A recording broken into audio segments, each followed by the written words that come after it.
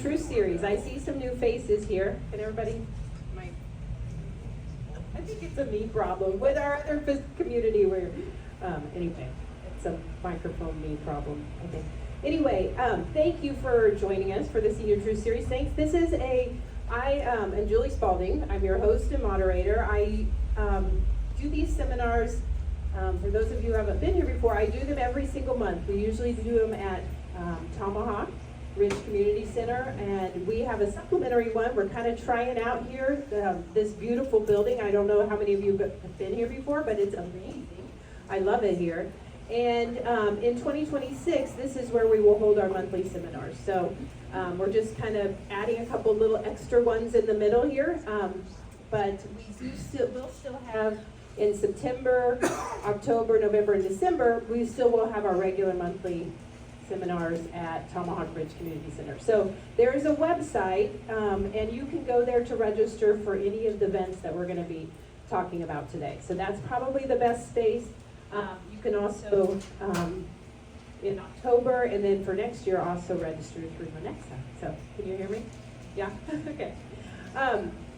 So let me just tell you just a little bit about the Senior True Series, since we're kind of in a new spot with some new people, but I started this about a year and a half ago. My day job is real estate, and I primarily work with older adults who are either moving into some type of, a smaller house that works for them, downsizing, or maybe they're moving into a senior community and they're just, trying to figure out how to navigate that whole process of downsizing from a house that many people have been into for years and years, right? Like sometimes people have been in their homes for 30, 40 years. I just talked to somebody and her parents, now they're up in Red Oak trying to move here up in Iowa.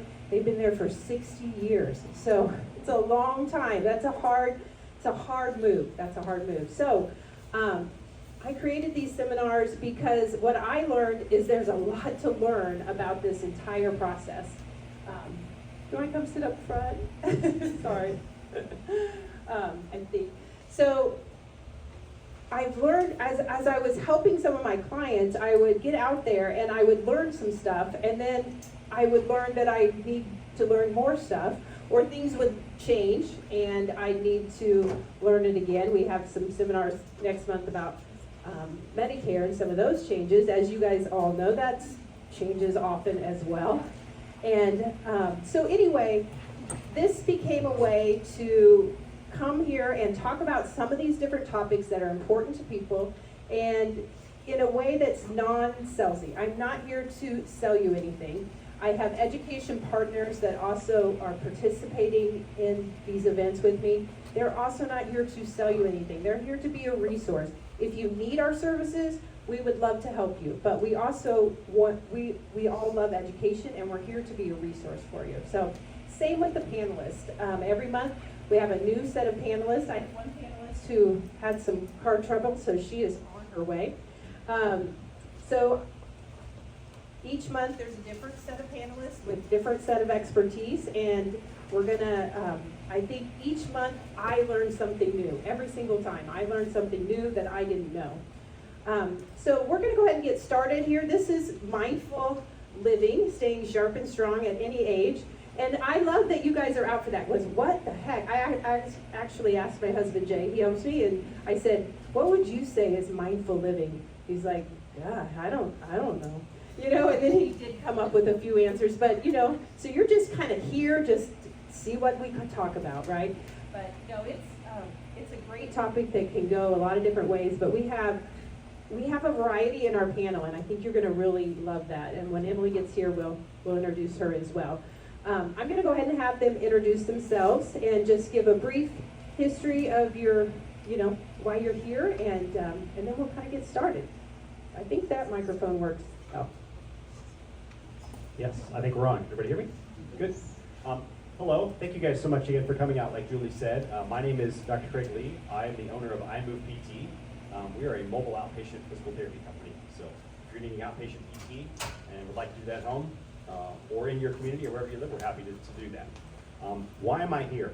This is my second time participating with a panel for Julie, and I love the group, and I love that we get to share the knowledge that we have acquired over time with the community. This happened very recently.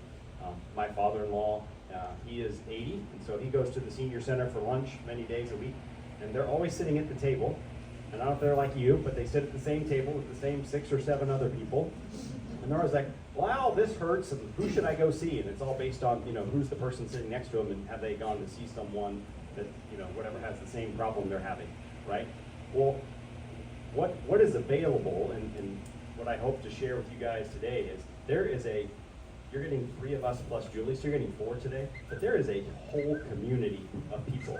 And many of the sponsors that are part of this group are all there to help with many of the issues that you face as you age and as you move into different phases of life and things that might happen to you. So I'm glad you're here to learn about that and not just sitting at the lunch table asking the person next to you, who should I call when I need to sell my house? What's mindful living?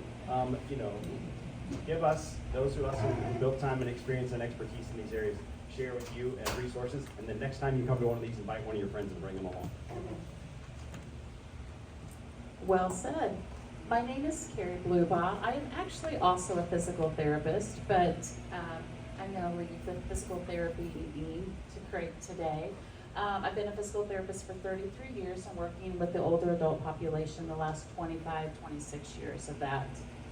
I also perform improv comedy here in town, and I've been doing improv comedy for about the past 12 years, performing this weekend in a couple shows. If you vote for the best of pitch, my group is up for best improv team. Explosive group chat. Go ahead and vote. You only get to vote once this year. Anyway, and so about a year and a half ago, I started a company. My company is called Listening Works, and my signature program that I started under that is Act Your Age Improv. And I teach improv classes to older adults in senior living communities, and I teach at Johnson County Parks and Rec 50 Plus program. I've done some with Adventures with Learning with the Casey Shepherd Center, and some at the Turning Point with KU Med. The idea being that laughter and connection is truly documented, well-researched, good medicine. And so the goal in bringing improv classes to older adults, for me, my goal and intent is, I think it's a very fun, interactive thing to do, and I know laughter's good for us, connection's good for us, and that's one easy way that we get to all of that. And it has a bunch of other benefits too, but I don't know if you want. Yeah, we can talk about that as we go Yeah. along. So on the handouts, you could probably see which is her flyer. Let me see if you can guess.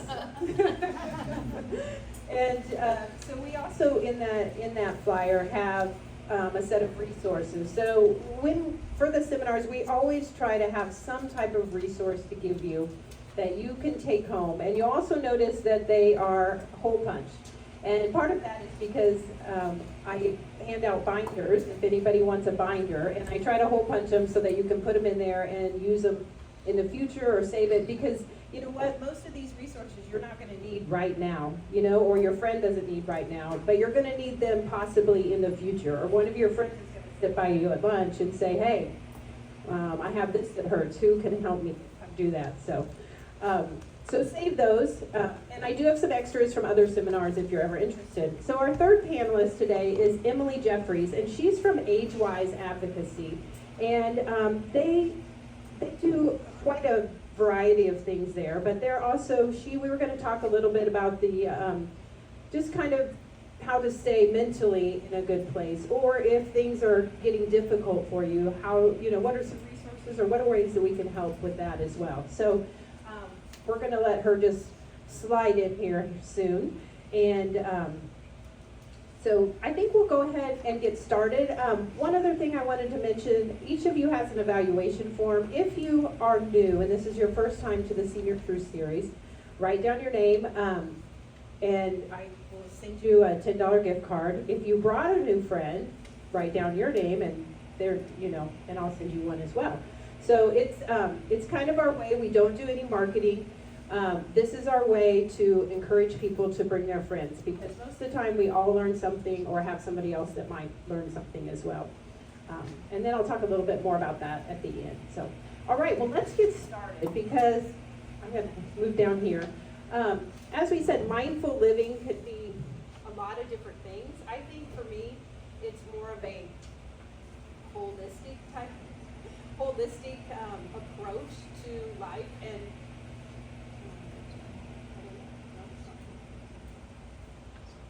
so let me try this one.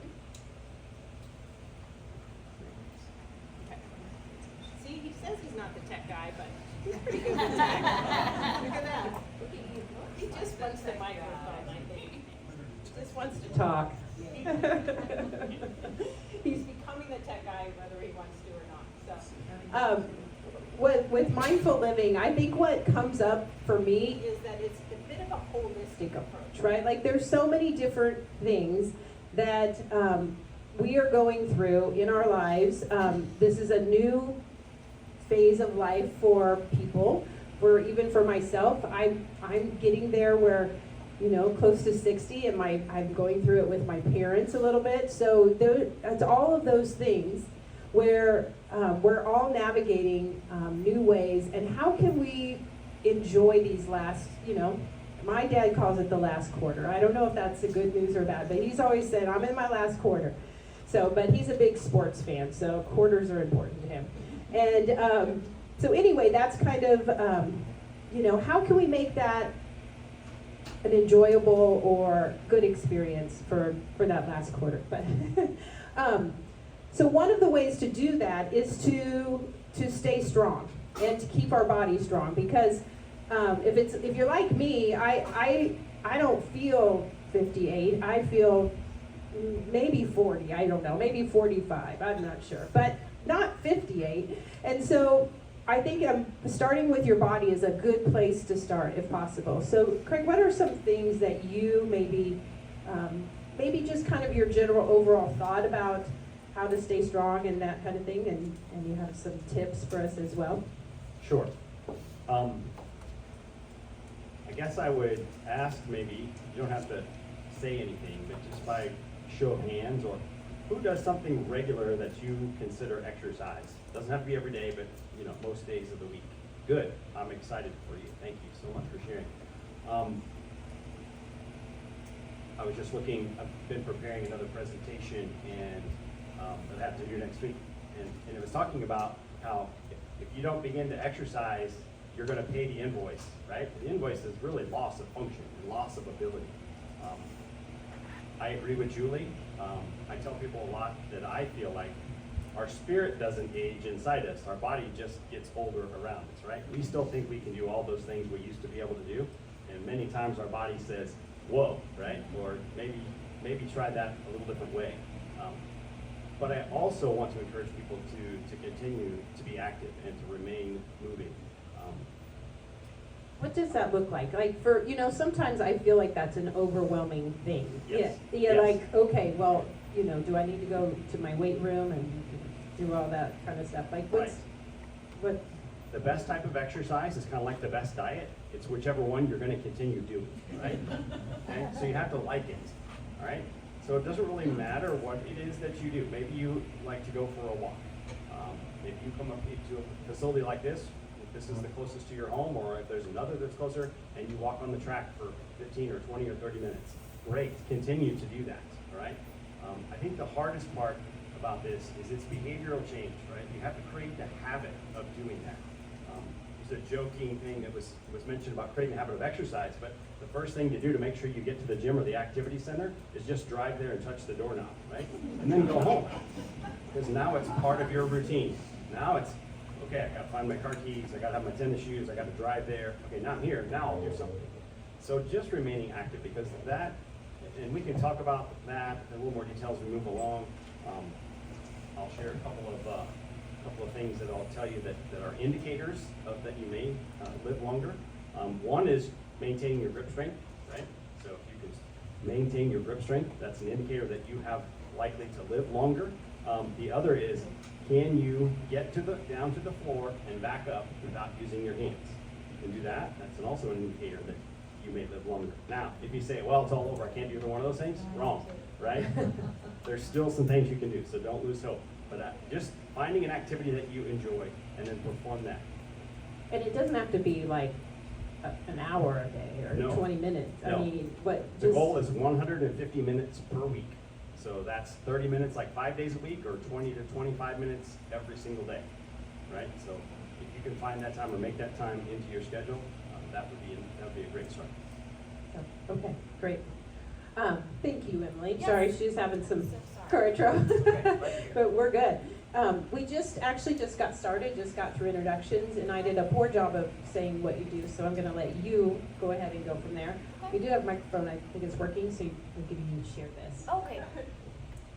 Hello, I am Emily Jeffrey. I work for AgeWise Advocacy and Consulting. I'm a clinical social worker, and I work with 65 and older aging individuals and their families. We help people through life transitions, transition planning, assessment and consultation.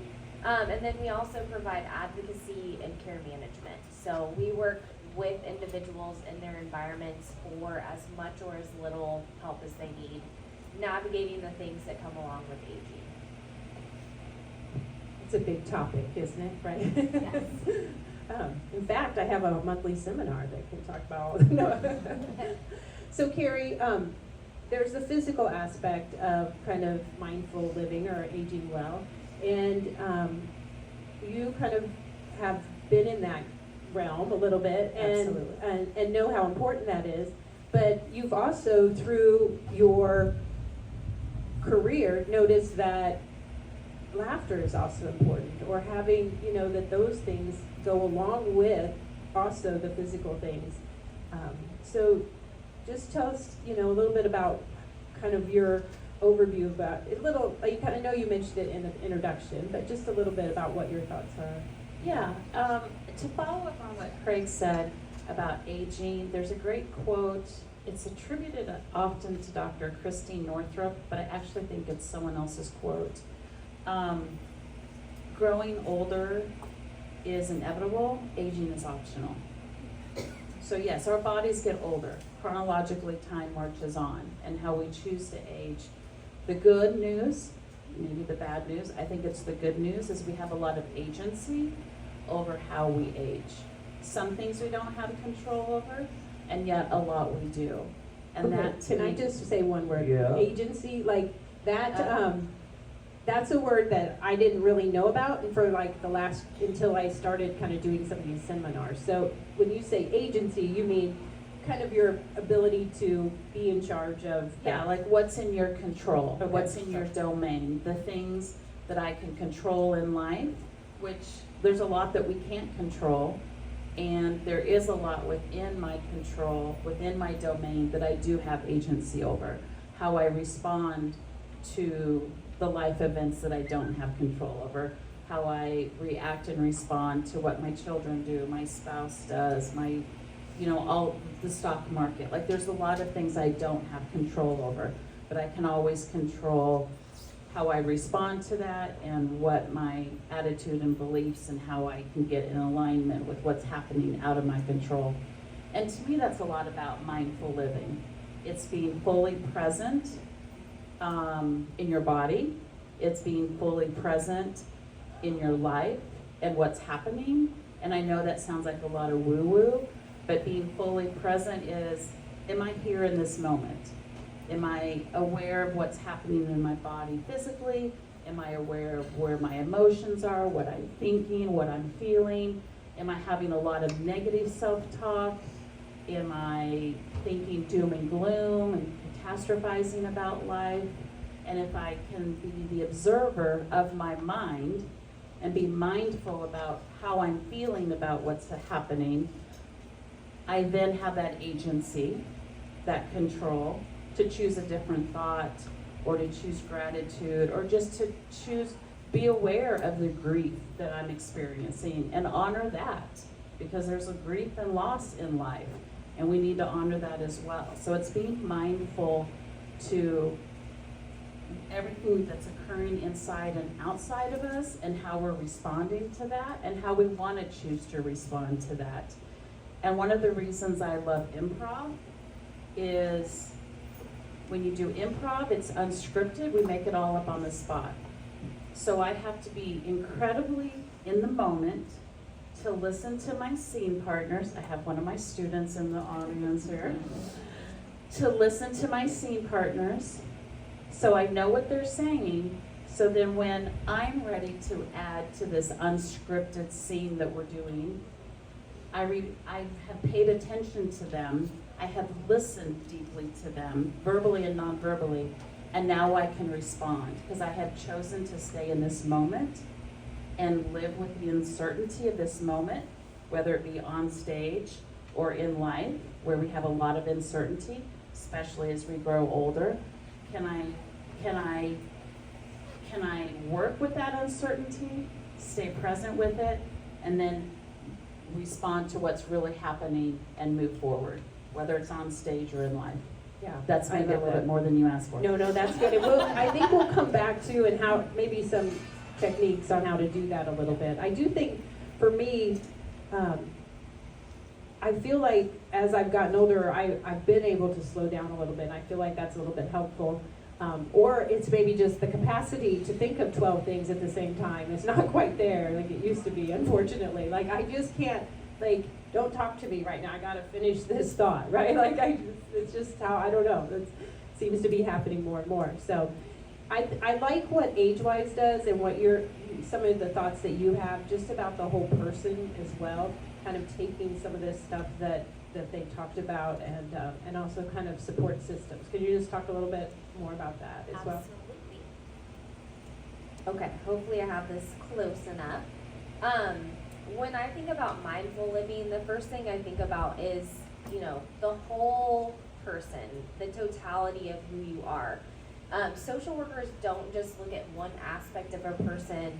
We're looking at all the different areas of your life. So I think of like physical, emotional, mental and cognitive, support systems, spiritual, all those main parts of your life, and how are they all working together? What are the areas that are stronger, that maybe are really working for you, and then what are the areas that are maybe a little bit more challenged, where maybe we could support those other areas to kind of help build a stronger foundation as a whole. So when we work with people, we do what's called a psychosocial assessment. So we're looking at all those facets of life and really getting to know that person and the environment that they're in. I believe it all works together, and you can't have a good picture of a person unless you're really looking at them as a whole. Yeah, that's great. Let's talk about overwhelm, I think, sometimes. And then I want to make sure that we talk about your social network, I think, too. I want to make sure we get that in, because I think that's really important. One of the things that we had talked about, we always do a panelist call ahead of time, is just what overwhelm can do to us. And Craig, what do you see kind of on that in the physical aspect, or what when you're working with people, how that affects people? Much like I said earlier, it's easy to not want to do exercise, or it's easy to not want to be active, and it's easy also, as Julie was just alluding to not be social. I mean, as we age, our friends, our family, other people are passing away, right? Our social circle might be getting smaller. So one of the things I was just thinking about as Julie was speaking is not being afraid to try something new. I mean, I mentioned earlier trying to find an activity that you enjoy, but maybe you don't even know what that is yet because you haven't tried it, right? Maybe it's improv, right? Maybe it's pickleball. That seems to be very popular, right? Maybe it's something you used to do. Maybe you're like, oh man, back when I was young, we used to do whatever, square dance or ballroom dance or something, and you're gonna practice that again. Whatever that is, that helps with the overwhelm, because it's very easy in today's society for us to get divided. It's very easy for us to get socially isolated. It's beautiful weather right now, so it's a great time to get out, right? What's coming in another 3 months? Cold weather, snow, ice, all the things we maybe don't like quite as well. And so we tend to stay a little more isolated in our homes. We get out less frequently. We maybe have less social interactions. We have to work a little more, we have to be a little more diligent and work harder at that point in time to maintain those. And maybe it is just phone calls, or it's, you know, some text messages, or maybe even, you know, Zoom meeting or something. But whatever it is, we have to maintain that social connection to help us physically, right? So that we don't get, I tell people frequently, I see lots of folks who I accuse them of putting down roots. And by that, I mean they have their favorite recliner chair that's form-fitted to them, right? And they spend several hours. And so sometimes the first thing I tell them is, your only homework today is to stand up and sit down once every time a commercial comes on the TV, right?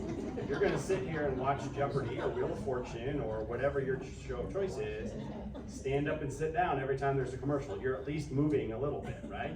So sometimes it's the smallest things, but those can help with those, when we start feeling overwhelmed, we start feeling isolated, is to get up and move.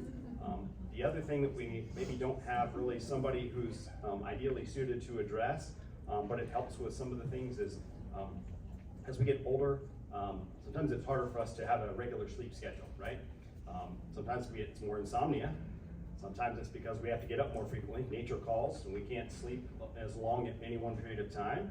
And so trying to find a regular sleep schedule, and one of the best ways to do that is, even if you can't get outside, right? Open the front door, open the window, let the sun shine in and absorb some of that vitamin D and that sunlight, especially early in the day. That helps with our circadian rhythm, that helps with your mood, that helps you to stay engaged, like Carrie was talking about later on in the day. And so that's a simple thing that you can do also. I have a patient who doesn't like to get out much, and I said, here's your homework. Your homework is to open your back door, because it faces kind of towards the east. And I said, sit here for 20 minutes each morning, right? Eat your breakfast right in front, you know.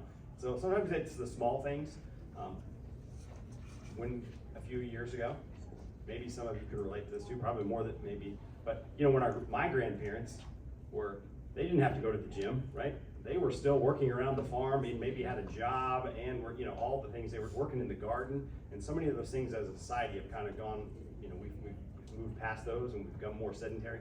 So we do need to find more ways to stay active and engaged. Thank you, that's great. One of the things we also talked about is that many times, you know, we had 3 teenage daughters at one time, and now they're all in their 20s, and the comparison and comparing themselves to other people, and I just think it's something that we kind of sometimes carry through our whole life, where we're always still looking at what other people are doing or how that's working. How do you see that? I know you both have, I don't know which one of you wants to go first, but just as, you know, that comparison thing and how to kind of work through that or think about that. I think at every stage of life, and just human nature is to get stuck in comparison of what you're doing or what you're able to do or what resources you have available. And you see someone else from the outside and you can really compare yourself and say, wow, that person's doing this, or they're still independent in that. And we can kind of, you know, be very hard on ourselves. So I think one thing that I've learned is, you know, we were talking about the whole person earlier and mindfulness, and we all have such unique situations and circumstances. And I think no matter what is going on in life, there's ways to support those different stressful events that we have. And it is okay to look at your situation as unique from someone else's. And we can have compassion for others, but we can also have compassion for ourselves and what we're going through, and to just really look at our own situation and not add extra stress on ourselves, you know? If there's a health crisis or an injury or different things, I have one example of certain individuals that I've helped. I had a person say, well, if I have someone help me do this, you know, I'm no longer going to be independent. I'm no longer going to be able to do these things for myself. And I think sometimes there's a reframe of like, it's okay to have some help. It's okay to strengthen these certain areas of our lives that maybe we're struggling a little bit more in, to bring down that stress level and really increase quality of life. So I think sometimes it's just looking at the situation a little bit differently, and also giving yourself a little bit of grace that, you know, you're going through a unique circumstance, and we don't always have to get caught up in the comparison game of like, oh, you know, this person over here is doing so much better than I am. I just think it's not fair to ourselves to do that. And you, I think, maybe mentioned strength-based kind of comparison too. Oh, but, yes, yeah. Go ahead. Well, I had another thought also with that, and it kind of goes to speaking with overwhelm and with the whole comparison game that is so, you know, detrimental to us all, and ties in mindfulness. And a practice that I give as homework to a lot of my patients is daily gratitude. It's a practice I've done myself for over 25 years now. I have a daily gratitude list. And I'm not talking anything big or, you know, profound here. But when life hits us hard, and it does, and life has hit me hard in those times, what can I ground myself in this day, in this moment? What are 5 things that are going right? So my husband's left me. I have a 3-year-old. My life is collapsing around me. In this day, what is okay? I have a home. My daughter's well. I am healthy. I have a job. I can support myself and my child. Like if it's just grounding myself in the basics of gratitude each day, you know, because I could look at other people and my other friends in my life, and they're killing it, and we're over here struggling. And so it's not toxic positivity.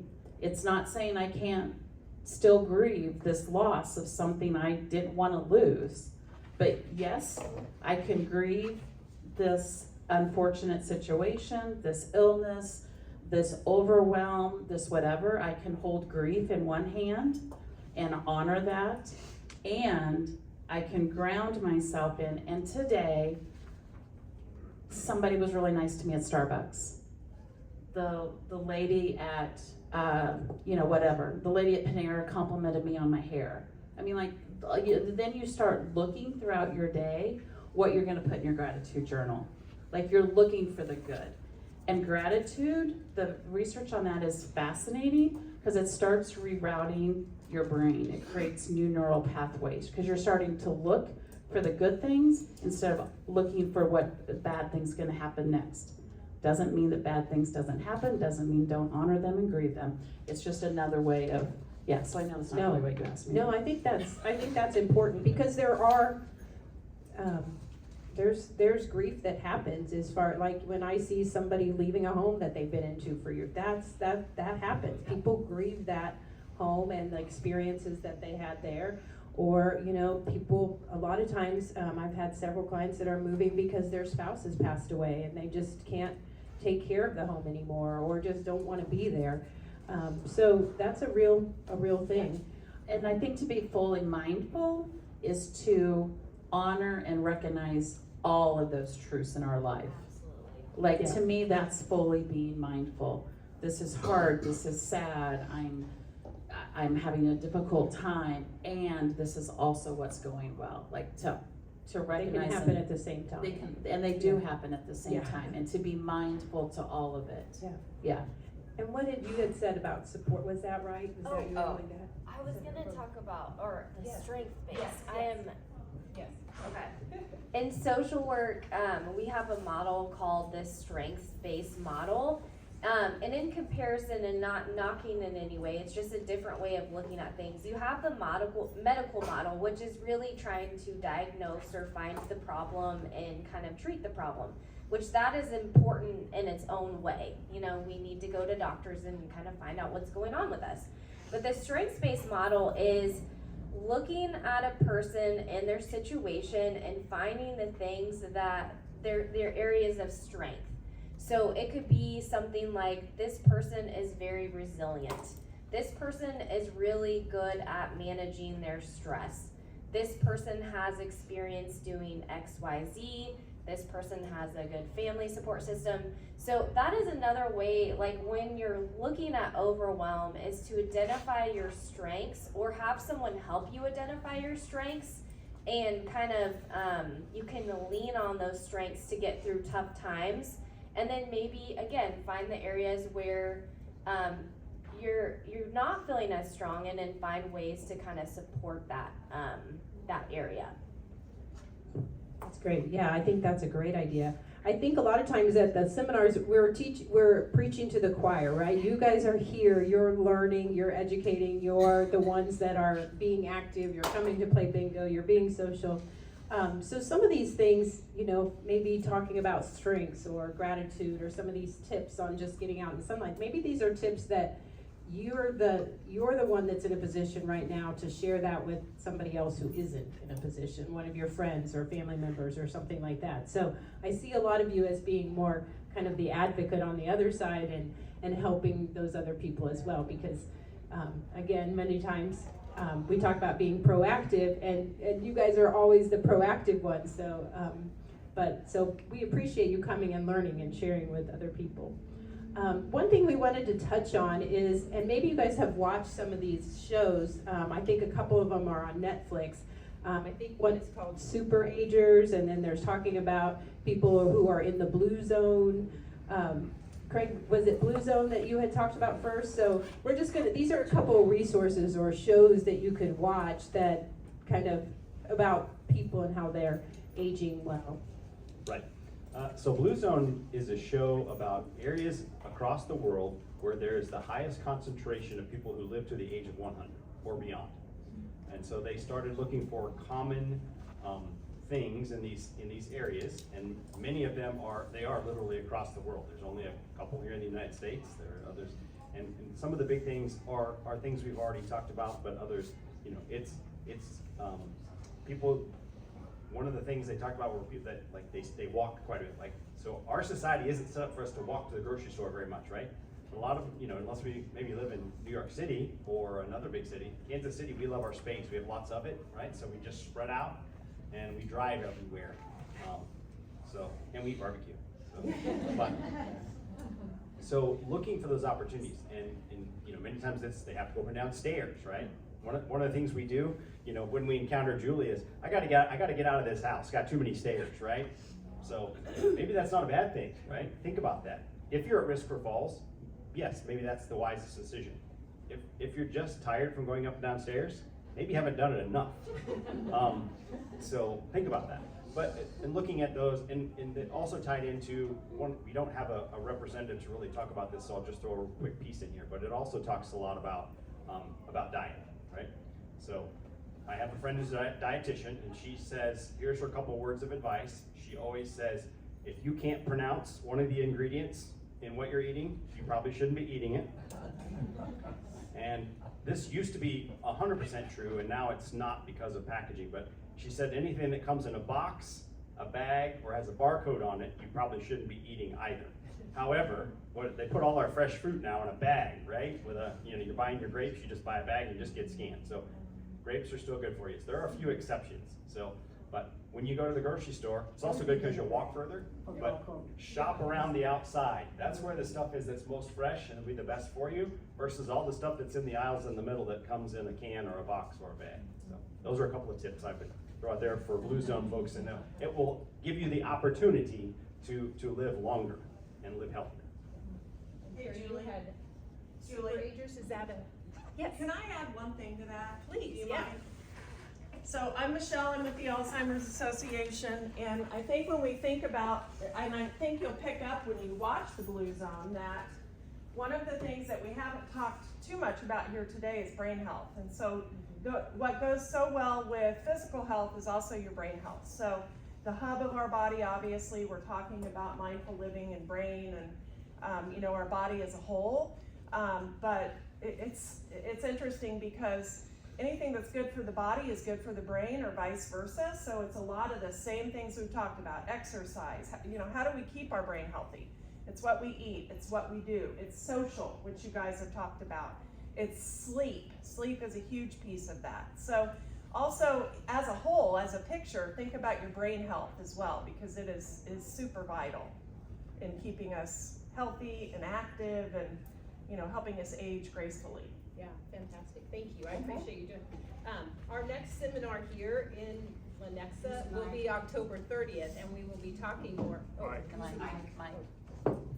The next seminar at the Lenexa Activity Center here will be October 30th, and Michelle and a couple other people on a panel will be talking about brain health and Alzheimer's and how to, you know, what's some of the advancements that are happening, as well as how to kind of, you know, keep our brain healthy. So mark your calendars for that. It's not on there, but that's October 30th. So, yeah. So that's a perfect segue to what I was gonna share. Yeah. There was an article in the New York Times last month, and the title is "The One Quality Most Super Agers Share." They defined a super ager as people who are 80 years plus, who have brain function, cognition, memory of people 20 to 30 years younger than them. They have studied this group since the early 2000s, so about 25 years now. They looked at their diet, they looked at their exercise, they looked at, you know, that they smoke, like they looked at all of the things. And the one thing that they found, the commonality between all of these super agers, is that they all had strong social connections. They made that a priority. Out of all of this stuff, to me, this is like the most amazing take-home message. Do everything that Craig is telling you, and when I'm your PT, when I'm telling you that, like move your bodies, like do all of that. And the good news is, there are things that we can do to help our longevity that are even easier than diet and exercise. And I'm not saying don't do those, because obviously do. But it's so accessible to have connection in life. And it's not saying that you need to have 30 best friends and be out every day doing something. But these are people that prioritize the social relationships in their life. And it could even just be a few of them. And they showed that they had less cognitive decline than the other people. There's another book called Why Brains Need Friends, The Neuroscience of Social Connection, by Ben Rhine. And he says people who socialize more are more resistant to cognitive decline as they get older, and they generally have larger brains. Do you want me to talk about loneliness now as I'm talking about that or not? Go ahead. Okay. Pop that in. The U.S. Surgeon General in 2023 identified loneliness as an epidemic, and recognizing that loneliness is equated to smoking 15 cigarettes a day. That's how harmful it is on our longevity and our life. And that social connection, again, strong social connections, being engaged, you know, whatever you're doing, you're going to pickleball, you're coming here, you're going to bingo, you're FaceTiming your grandchildren, like whatever that is that speaks to you increases your longevity by 50%. We are human beings, we need each other. we are hardwired we can be independent people, but we are truly interdependent people. We're wired to need each other and to be in each other's lives. So yeah. Yeah, I think that's one thing with that Blue Zone. Was it a Netflix Yes. documentary, or was it Netflix. Netflix? Okay. Yeah. I mean, even though those people were walking, you know, like this is Italy or something, they're walking up and down stairs and doing all this walking to the store, but they're also like their Yes. buddies are at the end of the sidewalk or so. I don't know. Yeah, there was a lot of community and a lot of, yes, it Yeah. definitely It was supported important. that. Was an important part of that. Yeah. So, and I know, you know, that's probably one of the main things that you talk about as well. And so are there some myths or things that people kind of think like, oh, as I get older, this happens, or if I get older? I know we kind of talked about that a little bit, but what are some of the ways that you kind of help people, like what are even some of your ideas for social interaction? How are you about myths a little bit, and I don't know if we'll bring that up here, but if one comes to mind, you know, Yes. you can bring that in. But also just talking about ways to increase social support. Yeah, well, how are you, because that's one of the aspects of age-wise too, right, or what you're doing as a social worker and. Yes. Yeah. So that social aspect is kind of one of those areas we talked about when you're looking at a person holistically. So strengths-based would be like identifying, you know, what you already have, like who are your family members, who are your friends. But I think it's also important to find avenues or ways to maintain that socialization and decrease isolation. But the reality is sometimes that can look different, you know, in different phases of our life. There can be different barriers like transportation, or maybe health-wise it gets more difficult to get out and around other people. So I think one of the things to do is to kind of adapt. You know, you're gonna, maybe socialization's gonna look different in some areas of your life than it used to. And I really think that there's some resources out there too. And they do all have that. Yeah. Up here, so that list of resources. So yeah, one of the things we do is we share the community resources and things that are out there specifically for seniors. There's the Shepherd Center, there's the Jewish Family Services, there's and places like this where you can get involved and be active, and there's transportation resources available as well. I think the hard thing is kind of identifying, okay, I'm feeling isolated, my life is a little bit different right now than it used to be, and how can I access that socialization in a way that supports me? So identifying those barriers and finding ways to still remain active socially, I think is incredibly important.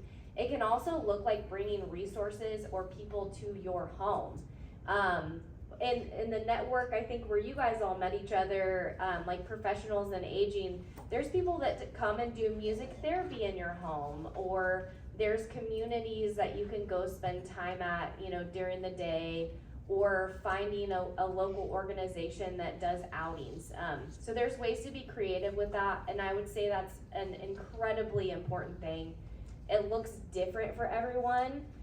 Some of us are more introverted, and the idea of a big group can be kind of overwhelming. So maybe it's joining a small group or being active in your church. And I can't stress enough how important it is to stay engaged, you know, as much as you can, and to really decrease that isolation, because like we've been saying, I do think we're wired for connection, and it can get harder and more isolating sometimes when you feel alone. And when you feel alone and you feel isolated, sometimes it can be harder to take that step to be around people again. Do you see an importance in pets? Do you feel Oh that? my gosh, yes, pets are amazing. I mean, I'm gonna botch this because I feel like I would have to Google it, but there's so many studies that show how pets can like reduce stress levels and impact your cortisol levels. And you go, again, creativity, like if it's hard for you to have a pet on your own, is there a way that you could go volunteer or be in an event where there's animals and you can spend time with them? I know in a lot of senior communities, there's people that will come and bring therapy dogs, or bring their animals to go visit people. So I think there's ways to kind of be creative with that. Because sometimes it is a big responsibility to like have the pet yourself, or you know, maybe you've got a neighbor that would let you spend time with their pet. So I'm a big animal lover. Yeah. Jay's mom's been babysitting Murphy, that's the little dog, so, and I think it's been good for her, she likes that, so. You can add a little stress, I don't know, we had to give our dog a CBD treat before we got here because of the rain, so. They're stressed, we're stressed, but yeah, they're great. Your No, pets also give you I purpose prefer to every get day. one. Yes. What'd you say? Your pet also gives you purpose every day, right? Oh, yeah, makes you You get out can't of stay bed. in bed till 10 o'clock when it's raining because your cat or your dog is annoying you to get up and feed them or Yeah. let them out or whatever, right? So it gives you a reason to get up and be engaged. Yeah, exactly. Well, I I'd like to have some time for questions. I have a couple other things we could talk about, but I want to see what kind of questions we have first. Because they all have tons of experience, but we also want to answer the questions that you have coming up. So, anybody have a question they'd like to say? Yeah, Debbie. Okay, you were talking about laughter and everything. I just kicked my brother out of the house. He can find anything funny. I don't see the humor in a lot of the things that he sees. How do I get over that? Are you looking for humor, or you've No, had it's too much humor and you're not got No, that it's one to just go? I never find a lot of things funny. Yeah, But I- a lot of people do talk. I have a And that's daughter a- like that. Yeah, and I She's think like- that's okay. I mean, because we all have a different, like, we all have different aesthetics. I like antique furniture. Other people like modern. Like, who we are attracted to. Laughter and humor is the same thing. So it's what speaks to you. So if you don't find funny what your brother finds funny, that's okay. You know? The strange part about this, my oldest son just moved back home with me. Yeah. He's got 5,000 pounds that I just packed up and brought to the house. But he and I have laughed more Yeah. since he was married. It went sour. That's why he moved back home, because Right. he had no physical contact, no laughter, no Right. communication with his ex. Yeah.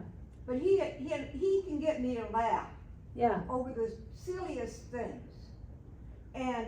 But It's- otherwise, I don't.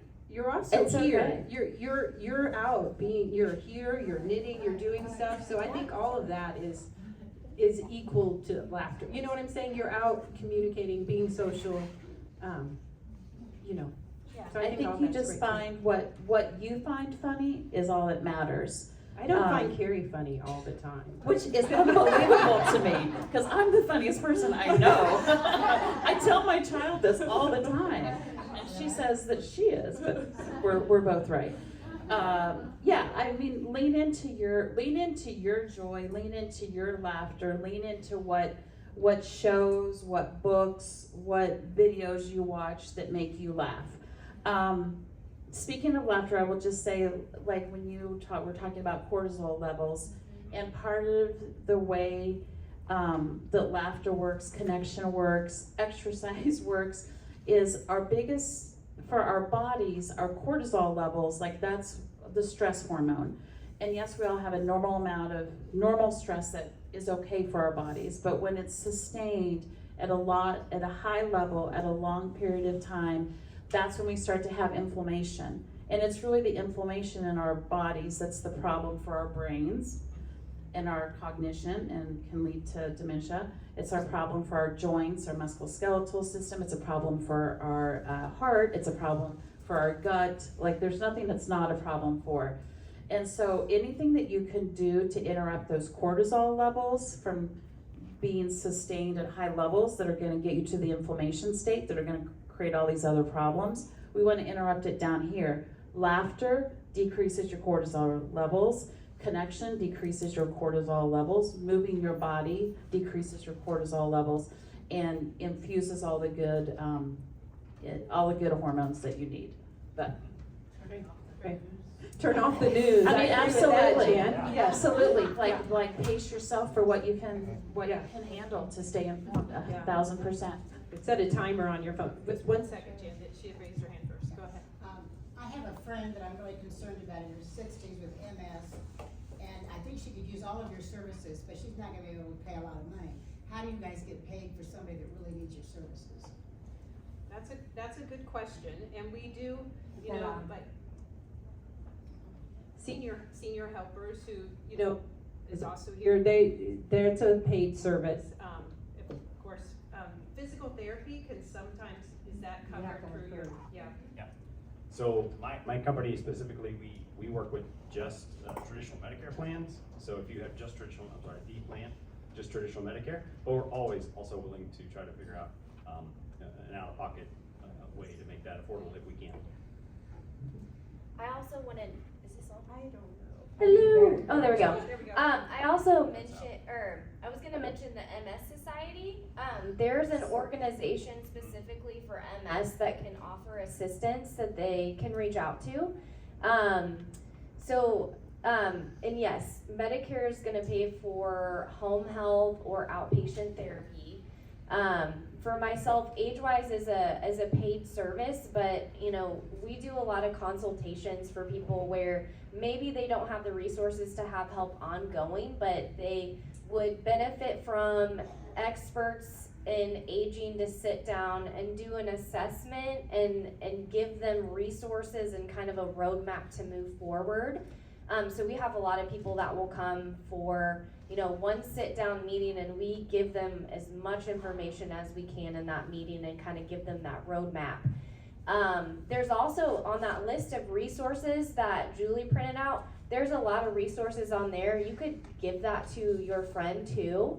A lot of those organizations may be able to support or provide something for that person that would benefit from them, or whether it be transportation or having some kind of support network. But I would say definitely have her check out, I think it's the MS Society. And I can look that up after this and make sure I've got the name right, but It is. they provide a lot of services and support for those individuals. And I want to also point out, I think it's on the resource, Turning Point. So Turning Point is through KU Med. It's the last one on there. The last one on there. All of their services, or classes and programming are free. The only time there's a charge is if they're doing something that has like they're making a collage, and maybe you have to pay a little bit of money for materials. But almost all of their programming is free. They do a lot of it online now. Anyone can go to the Turning Point Center. It's on State Line, kind of across from Ward Parkway Mall. You just need to have a serious or chronic condition, or be a caregiver for someone with a serious or chronic condition. And they have a very wide net for that. Chronic pain takes it. High blood pressure, diabetes, chronic headaches. Like, it's a pretty wide net to be able to qualify. It's probably just one of those hoops you have to jump It's just through. a They're hoop. You trying just, to when make you register, you Yeah. just tell them, MS They want you obviously. there. They want you Yeah. there. And it's I have taught some classes there. Their programming is unbelievably robust. It's pages and pages and pages. That's great. Does that help some? Okay. Thanks very much. Jan? My doctor's very shrewd. She has me keep a list of every time somebody helps me, which helps, she gives me permission to get help. But it's saying, be mindful of, don't automatically accept help or don't automatically reject it. And it also tells her where I am in my journey, what I'm having trouble with. So- That's a great idea. It kind of goes along with gratitude, right? And then, but also, it's okay to say yes, but it's also okay to say no, or I've got this, or something like that. So that's a great idea. That's really cool, like a self-assessment of, yes, these are absolutely things that make sense for you to get help with, and can we lean into, are these some things that maybe you could start possibly encouraging you to do more on your own if you're able. I love that. That's brilliant. It's good. Yes? Can I just say, I go to the senior prep here, and if you're looking for exercise, it's Tuesdays and Thursdays, and it's great. And if you've heard all these wonderful people next door, we always come and have coffee afterwards. I've only been here for a year, and if you want to socialize, and they tell you, just talk and talk and talk, and there's no over there talking. Yeah. So it's a great exercise program, and it's usually going, because if you don't show up, somebody will text you or call you. Yeah, that's And great. with that, we have a crochet group, Okay. fiber arts group that meets every first and third Thursday of every month. Thursday, okay. Yeah, I think Jenny's done an amazing job here, really getting some incredible programming, and she works hard to make sure that there's something for everybody. Like, there's, you aren't, maybe you wanna go to Branson, that sounds pretty cool, November 5th through the 7th, so, there's something for everybody here, for sure. Seeing all of you need a hand. Oh, thank you. Penny and you guys all need a hand. Okay, thank you. We will take it. We appreciate it. Any other questions about that? Yes. No, sorry. Is there any transportation services for seniors, but not for a medical appointment? Like if I wanted to go downtown at night and didn't wanna drive to Kaufman Center, besides Uber or Link, is there any other transportation services? I would check out, and I don't have the sheet in front of me, but two things kind of come to mind. Jet Express. Oh, I'm so sorry. I'm holding it just right. Like, we have the signal. Right. No. You got it. No, I'll use the microphone. Ride KC is something that you can apply for. I think if you're 65 or older or have a disability. I don't know that they're gonna do kind of that late night transportation. I do know that they provide transportation outside of medical appointments. So if you wanted to go to the grocery store or go somewhere in the community, you could arrange for a ride. So I check out Ride KC. There's an application process that you have to fill out. Jet Express is on there. They're through the Jewish Family Services. Sorry. Okay. Darn it. Jewish Family Services is on there. I'm trying to think out. Those are kind of all like low cost or community resources that I can think off the top of my head. That's your homework. You need to come up with something. Oh, like Offer. yes, You need like to an come up with Uber something like for that. seniors or something. That's Because yeah. I can drive anywhere in town in the day, and I don't have any problem. Yeah. At night. It's the night. The nighttime, I gotcha, cause they do kind of run from like a early morning and there's a cutoff time, so, okay. I'll see what I can come up with. Keep up. Real quick. Tell me, is that about this question here? Yes. Okay, go ahead. My mother used a service called Go-Go Girls. Okay. And they could take you to church and wait for you and take you to Cheesecake Factory and take you anywhere outside of. Okay, is that similar to Go-Go Grandparents, or, I know there's a Go-Go Grandparents. Okay, Was that owned by Ellen? Yes. So I know Ellen is kind of, on a little bit of a hiatus, but there are a couple people that are still operating. And how Go-Go Girls works is they charge you a rate. It's kind of like companion care or transportation, and they will take you different places. And they might be up for a late night drive, I'm not sure. But it's kind of dependent on that. They're private, not caregivers, but private companions. And so it's kind of up to their schedule. But I know there's a Kathy and a Peggy that are still working, and Ellen's doing much better, but I don't know how active she is any longer. Can you find them Okay. online? Yeah, I think it's Go-Go, are they online? yeah, did you find it, Melinda? Go-Go Grandparents is an on-demand service, and then another one is called Silver Ride. It says Silver Ride. they both provide phone-based assistance to book traditional rideshare and delivery services. There's also Johnson County Catch a Ride, which uses volunteer transportation. That's Okay. only medical. Medical one to catch a ride, yeah. Yes, We have Go-Go Girls, this is Ellen's number, but it's 816. 816 for Go-Go Girls. 806 806. 05 05 64. 64. And they will also, to your point, sit as a companion with someone in skilled nursing if someone doesn't have family in town. So they do a variety of different things. They will do shopping for Okay. you. So. Yeah, I know Senior Helpers has some of that as well. Now, I have helped, actually one of Sandy's friends, we got Uber set up on her phone. I don't know if she uses it, but if you're interested, if you go with someone else, I think if you're worried about feeling safe, but if you're going as a pair or you know someone else is going to the Kaufman or something with you, if you're interested, I can help you get that set up or ride. But it is, it can be handy, but it's, you know, it's also, I know people get nervous about different things as well, so. All right. Anybody else have any questions? So, I'm gonna let our panelists just kind of give us one takeaway that they'd like to give you as you're leaving here, and then I want to just talk just a little bit about some of the other things that are coming up. So, who wants to start? Who's got it in their head? Okay. I wanted to speak to this stress inventory just briefly.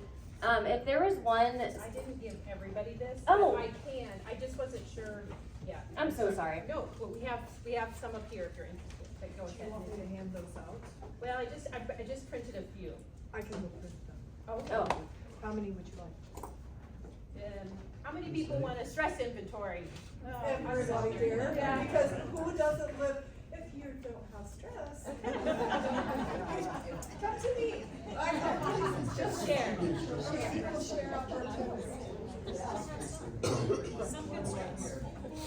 I just wanted to speak to the power of self-awareness and self-assessment. Sometimes it's hard to see within ourselves maybe the areas that we're struggling with. So there is a stress inventory, and I think the stress inventory is helpful in a couple different ways. One is validation, like you're circling these big box items and really validating that you're feeling stressed for a particular reason. And then the second being, you know, that self-awareness and knowing the areas where maybe you could pull in some support or talk to a professional or even just a friend about what you have going on in your life. So that's kind of my takeaway, is just, you know, the power of self-assessment and then taking that information and creating action steps with it. To kind of piggyback off that, we talked about isolation.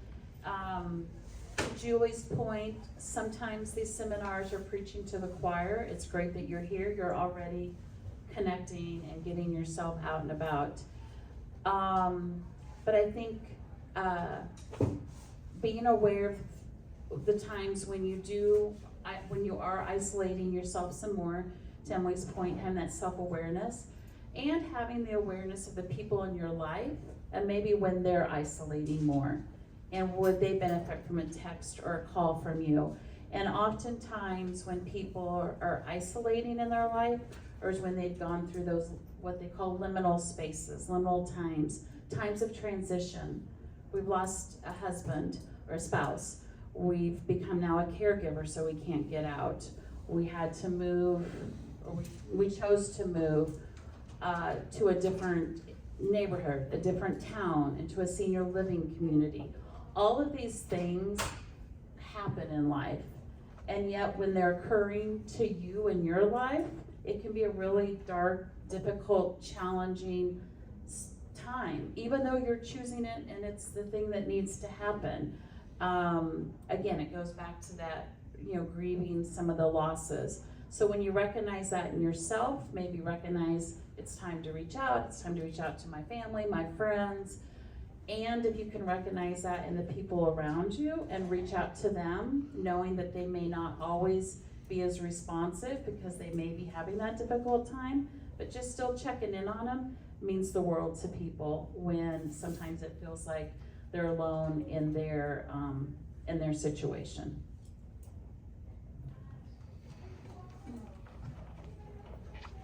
So if you want one takeaway or one leave from today, I'm sure it's working. Anyway, there we go. Now we're on. Is this thing on? Right.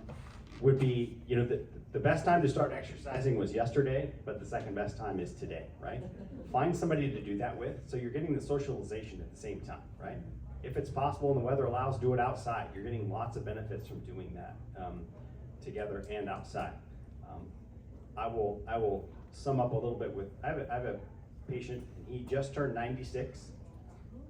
He does use a walker because it helps him to walk faster. So he's still pretty on the go. He still gardens.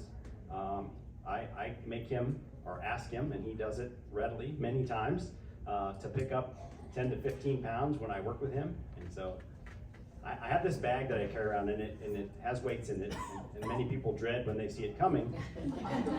But it's funny because I ask everyone, I'm like, I give it to them the first time and I say, how much do you think that weighs? And almost without, almost to a person, they say, oh, that must weigh 25 pounds. It actually weighs 10. So again, we don't do some things and then all of a sudden our perception changes of what heavy is, right? I think heavy is our 6-pound cat that we're carrying around. We should be able to do a little bit more than that, but do stay active and do it together. I mean, I think that's the thing. And again, you guys are all here, so you are hope for those of us who do this, because you may not need us. That notebook that you're putting together with all the Julie's information, it probably will have dust on it by the time many of you need it, but do keep it around, you know. Hopefully, maybe some of us will be retired even by then. You guys are all active now, but do remain active and do it together. Yeah, make sure it's something fun and something you enjoy, because that's what will help you to continue to remain active. And the other thing, this is September, and so I would be remiss if I don't mention, this is Falls Prevention Month. But I've been part of a different group, and we talk about falls in that group, and many times we have used it in the past as a scare tactic. Yes, if you have a fall and you have a significant injury, there is likely medical complications, and that can impact the longevity of each individual. However, if the fear of falling is keeping you inside on the couch or inside in your chair, you're equally or more likely to not live as long. So don't be afraid of the fall. I heard it expressed very well. It said, you know, if someone who is a trail runner, even if they're 60 or 65 years old, they're going to fall down. They're going to trip over a rock or a root or a stump, right? You're not going to tell them to not do that anymore, because it's like telling a person who likes to run not to run. That's a group of people that you might as well, you know, tell them not to cut their arm off, because they're going to run no matter what. But when there becomes some challenges, difficulties, don't be afraid to get some help so that we can prevent those falls. And don't wait. That's what I was just gonna say. Yeah. Many people they're too embarrassed to admit they had a fall. So they don't want to tell their family or their friends, and they don't want to get help. It is just a difficult, yeah. Yes. Try to hold Must it up be a the little high. rain. There you I don't go. know if it's the rain or me. Maybe I'm getting too far away. There you go. I'll put the snow They're cone or the ice sensitive. cream cone right back here like she did. Yeah. There it goes again. It could be the batteries running out. It Could could be, be, could yeah. be. We've talked a That's long our time. cue, right? You're done. right. Maybe we should. You're done. Get out. Yes. So again, if we're experiencing, don't wait. If you're embarrassed about it, get help now, because it's just like anything else. It's easier to fix when it's a small problem than after it becomes a big problem. If it's after your third fall and now you've broken your hip, that's a lot harder to fix, right? So don't be afraid to ask for help. Yeah, great. And just to reiterate that there's physical therapies like Dr. Craig, and they'll come to your house, and you know that can be covered by your insurance as well. So you don't have to even go anywhere. All right, let me just talk real quick about some of the stuff that's coming up. September is a busy month, and I'm not sure why I scheduled everything in September, but I did. But it's beautiful weather. I like September and October. So this Friday we have a group tour for anybody who wants to join us. I would like to know how many people are coming, so I need you to either mark it on your sheet. This is at the Wellington. It's in Mission. They're going to give us a tour. They're going to provide us happy hour for interested, and they are going to give you a dinner that you are welcome to eat there and stay as long as you'd like, or you're welcome to take it with you if you want. So everybody needs to provide their own transportation. We'll just meet there and go as a group. But that's at 3 o'clock, and I don't know that the tour will be, you know, exceptionally long. I think 3 to 5, but that's, you know, if you stay there and you participate in happy hour or have dinner. But if you just want the tour, it won't be quite that long. So anyway, please let me know either on the form or sign up on the website, seniortruthseries.com, if you'd like to go to that. The next thing is our next seminar will be at the Tomahawk Ridge Community Center, and it will be on Medicare changes for 2026. Again, if you want to mark it on your sheet, or else you could go to the website and register as well.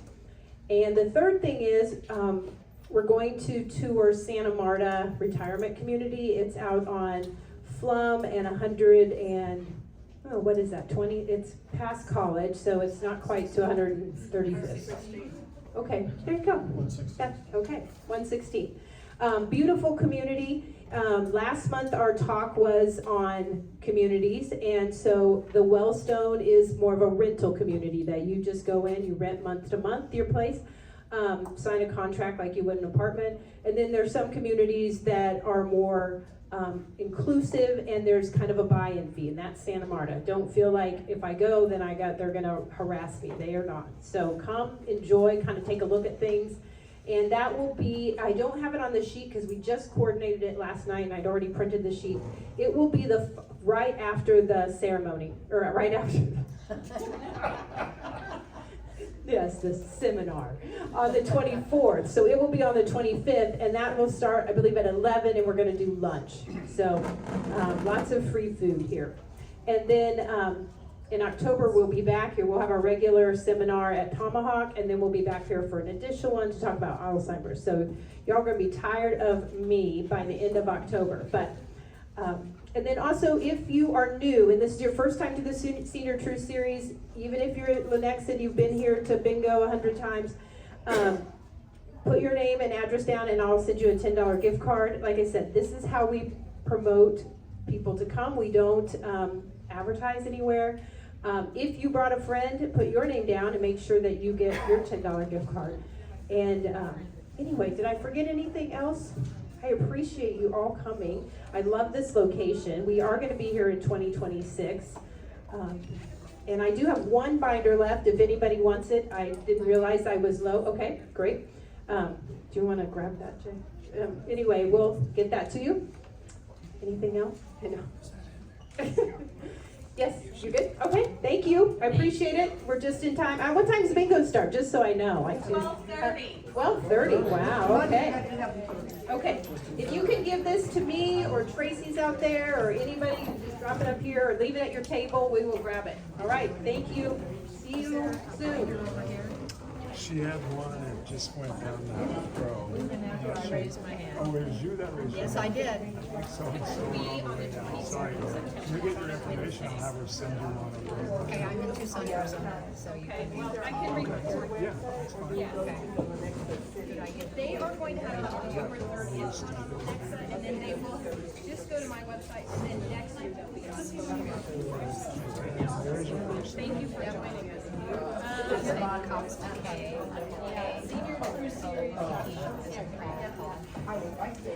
I am recording it, and I can, get on YouTube it all. Address is Okay. 6 I will have something. Okay. East Coronado,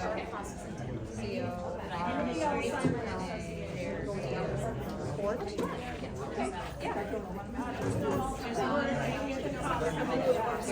Okay. Yes, fantastic. Very awesome. For the improv? I guess you just leave it.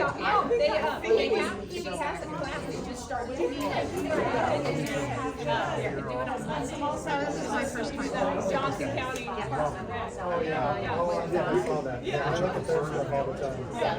mean, there's no sense in you spending the money to do that. I just keep going on. Yeah. So, I don't know what would be more trouble to figure out, but when I would be here. I don't know anybody. This is my first time here. Because we couldn't leave it with Jen. She's like this.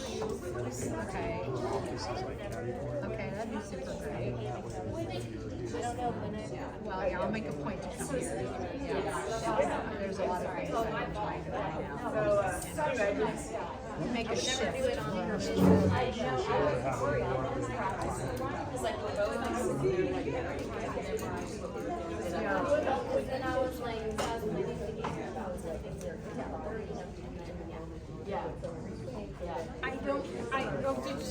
No, but it was snapped by another. Oh! Thank you.